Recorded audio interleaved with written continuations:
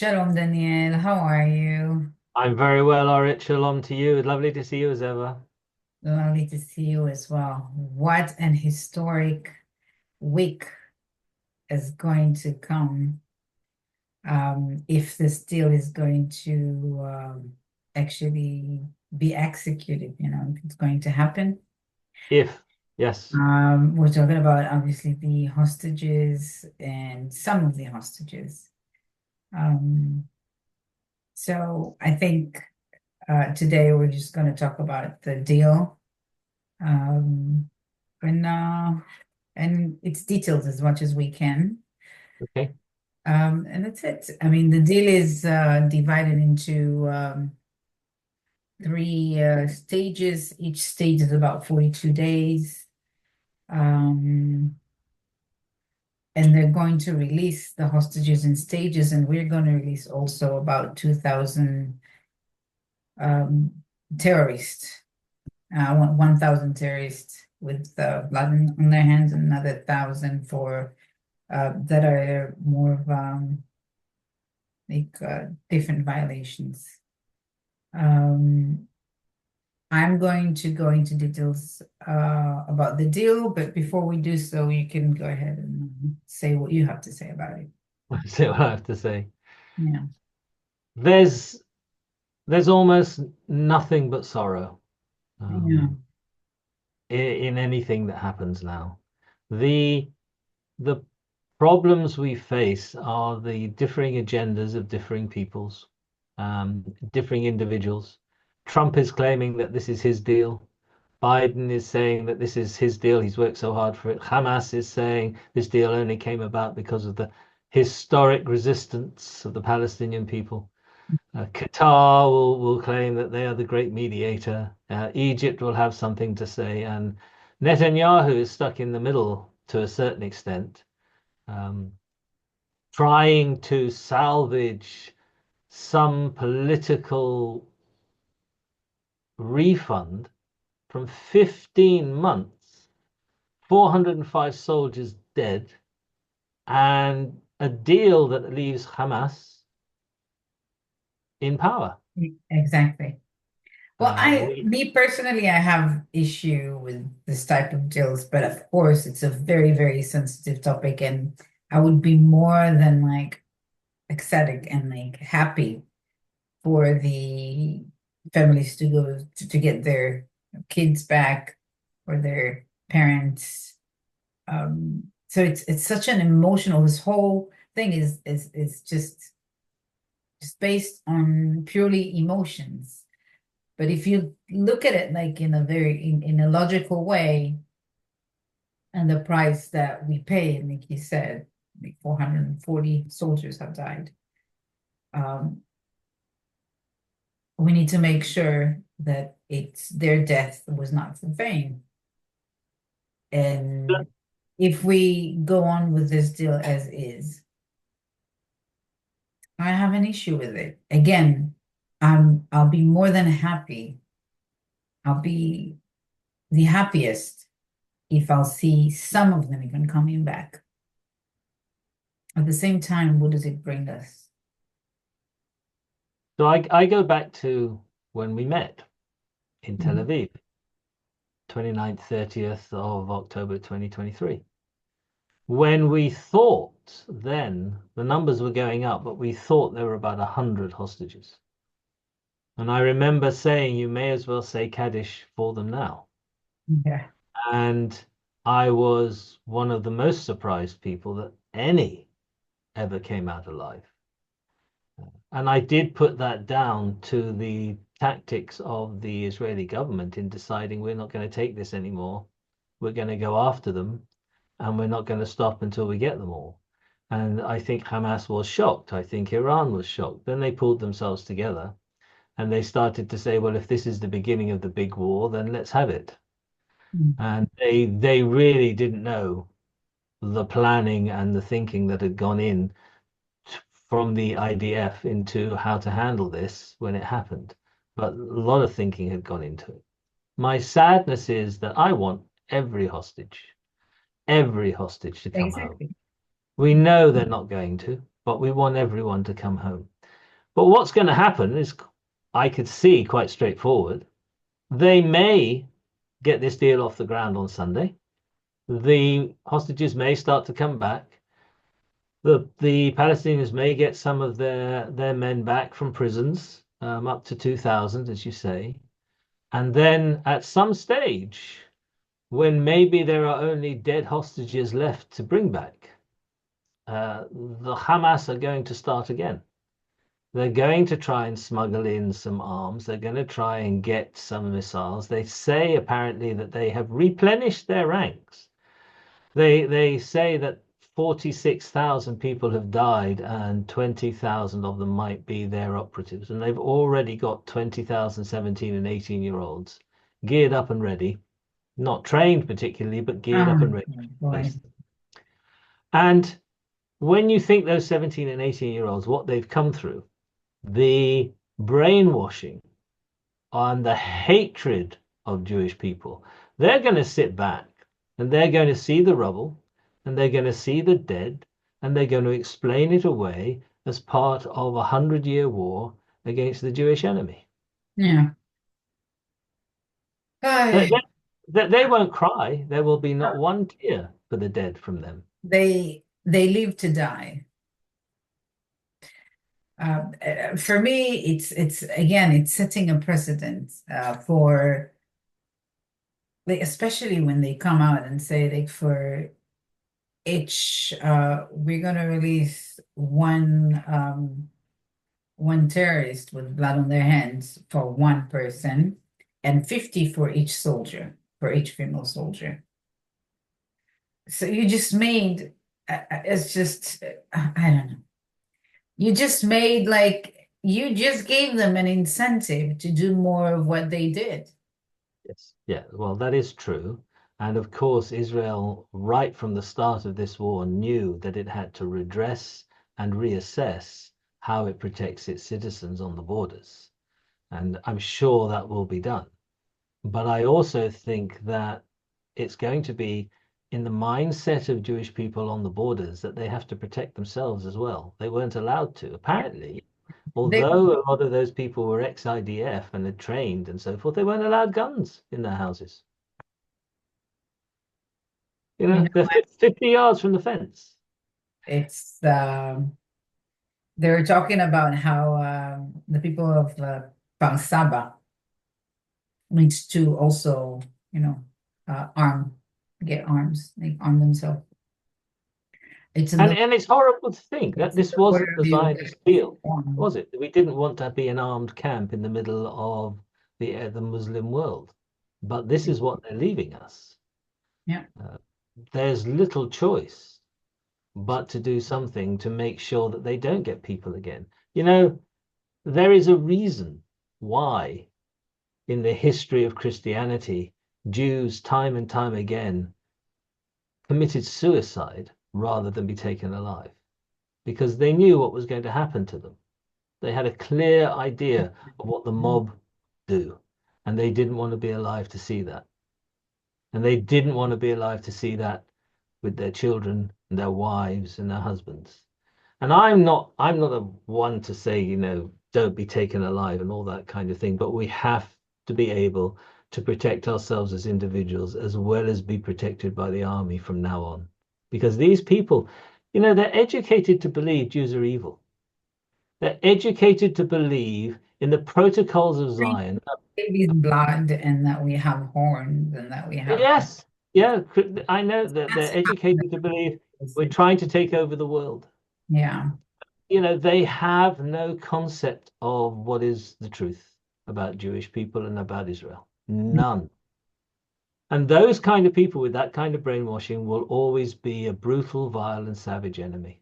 Yeah, that's true.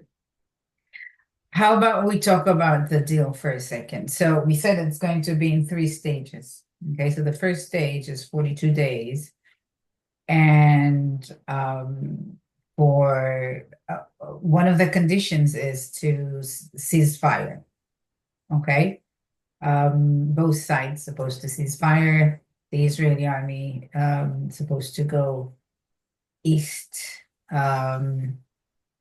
from like from populated area, um, and also air ceasefire, I should say,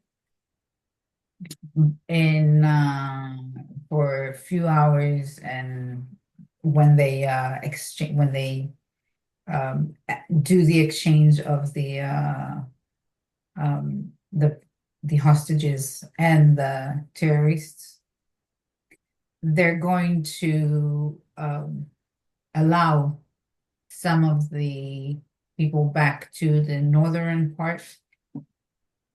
Um, I mean, it's all broken down to days, and what's going to happen each day. Uh, how is it going to happen? Where are they going to, withdraw from? Um, how many people they're going to exchange every day? But in general, there's going to be a ceasefire, a very controlled one with a very specific um, uh, instructions of where they're supposed to go, how it's supposed to happen, and also some humanitarian aid that's going to be provided. And about the exchange, and that's the first stage, yeah. And about the exchange, as we said, we're talking about 33 hostages, Israeli hostages. Some are alive, some are dead. Women, kids, kids under 19 that are not soldiers, women, including soldiers, elderly, every male that is over 50, people who are wounded or sick. Um, so those are the 33. Those are the 33 people that are going to be released. Um, as I said before, um, I for think we'll find out the Red for Cross are also every for every what? the Red Cross are also deeply involved in this first phase, just as they were before, and they'll be handling the handovers. Hmm. Um, and in the first phase, the Red Cross, or maybe the second phase, but they have prepared, according to the Washington Post, 13 coffins. So they may know a bit more about who's coming out from this They than were we. saying that there are 23 hostages that are alive and 11 that are not alive, that Okay. are going to be bodies that they're going to bring back. My feeling is, thank you for that expression and delineation of what the deal is, but my feeling Yeah, is that, well, it's still, I mean, it's still but going this is a, it's a longer, detailed agreement. I was about to continue, but go ahead, tell oh, me. sorry, carry on. No, it's fine.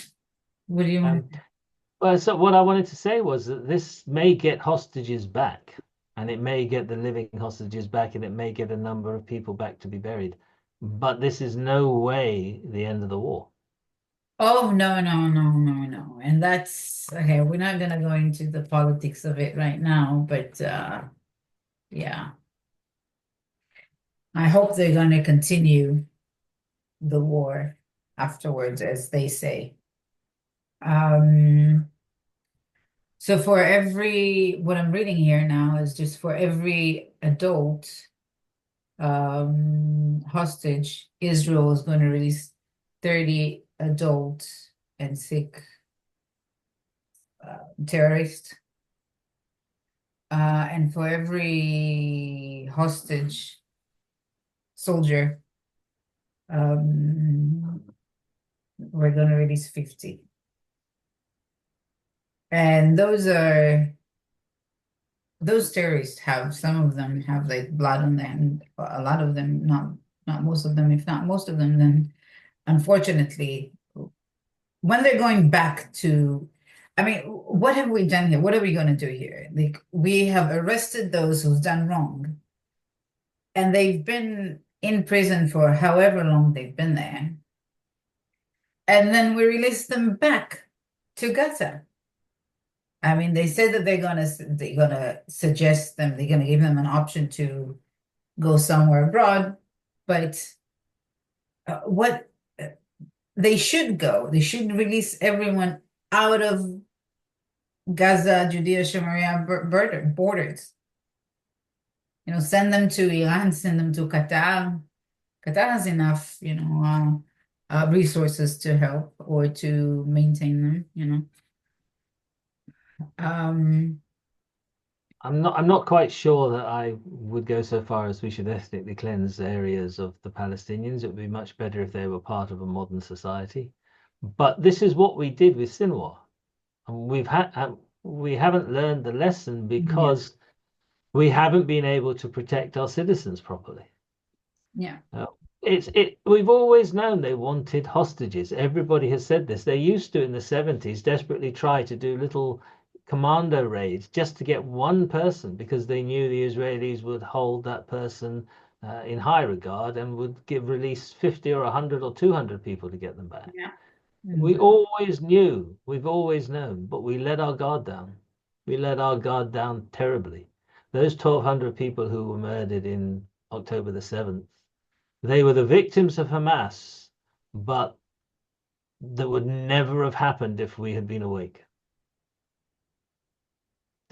I cannot see why the army was moved away. I cannot see why we relied so heavily on cameras and why no one was armed and why people weren't listened to. There are questions to answer, and we are paying the price for that failure of Yeah. our own security Of services because course, of course. Everything that happens right now, it's our failure. If we haven't failed, if we would have like reacted the way that we should in strength and do whatever we need to do in order to go and get the first soldier or the first person that got kidnapped. I'm not talking about October 7th, I'm talking about way back. Look at all our peace agreements with Egypt, with Jordan. Like you always have to we always give up something. Like we're the ones who always give up on like something. So it's kind of like we already created that, we are the reason for this to happen. We are to blame. So it's our opportunity today to change it. But we're not doing it, unfortunately. It's like there's something broken in the system. I don't know. Um, but about the first stage of the release of 33 hostages. So it's going to be like this. It's going to be on the first day, which is supposed to be Sunday. They're going to release three female, uh, some, three female hostages. Okay. And at the same time, um, every 7 days, more or less. Okay, on the seventh day, they're going to release four hostages. On the Mm, 14th day, they're going to release three hostages. mm, On the yeah. 21st day, they're going to release three hostages. On the 28th day, they're going to release three more. And on the 35th day, sorry, they're going to release three more. And then in the last week, they're going to release 14. So it's going to be in stages just to, I guess, to guarantee each side, keeping their side of the deal. Um, on the second stage, they're going to declare like some sort also again a not ceasefire, but a cease of operation, um, a permanent one. And it's going to start before they're going to do the second exchange. Mm, And at this stage, they're talking about all the Israeli hostages that are still alive that are going to be released, and that would be for in favor for releasing the the terrorists and a full withdrawal of the Israeli um, forces from Gaza. I'm not talking about Seal Philadelphia, that's something else that we also have. We can talk about it, but I guess next time. And the third stage is the exchange of the rest of the bodies um, from both sides. Um, so that's more or less the deal that is being implemented or trying to implement on this coming Sunday. Again, I'll be happy to see everybody back home. It would be, it will bring a lot of peace and happiness and, joy to the people of Israel and especially their families. Um, at the same time, you see families of people who are at, they are hostages that are against this deal because they understand. They understand, and also parents of soldiers who died to protect because they understand what it means. It means that going back to the 6th of October, it's like nothing has changed. And the people are disappointed, very disappointed, deeply disappointed if they'll take it. The only way to make a deal, if we want to make a deal, I don't think we should make a deal. I think we should just go in, get them. I know we probably, I mean, it's gonna cost a lot of lives on the other side, but I'd rather protect mine and make sure that mine are safe, knowing wherever they are in the world. Because right now, everyone is a target, everywhere. Mm, mm, Soldiers everywhere. Like, I mean, yeah. like Israelis love to go to travel. And that's in addition to The Hague, So we can talk about that as well. you Yeah. know. So it's kind of Uh, like it's coming from every angle. Like we need to know that our country is strong and that we are safe. you see, the thing is, all right, even if this deal works, and there's going to be a lot of saber rattling and a lot of problems along the way, even if we got every dead hostage and every living hostage as of today out, Hamas still in power.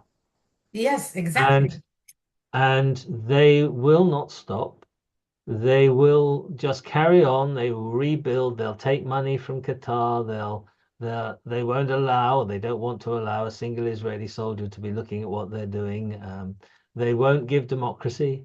They won't give freedom of speech and human rights. They will just rebuild. They'll smuggle in as many arms as they can, and they'll bide their time More than for the what next they time. did before because they already have a system that worked in the Yeah, past. And they're going to yeah, be more sophisticated. yeah. It's for me, I disagree with it ideology, like, with the idea of it. And again, I mean, like you said, I mean, they're talking about like, yes, this is not an agreement that's going to prevent us from destroying Hamas and, but I don't see it happening. Like it saddens me, to be honest. It saddens me.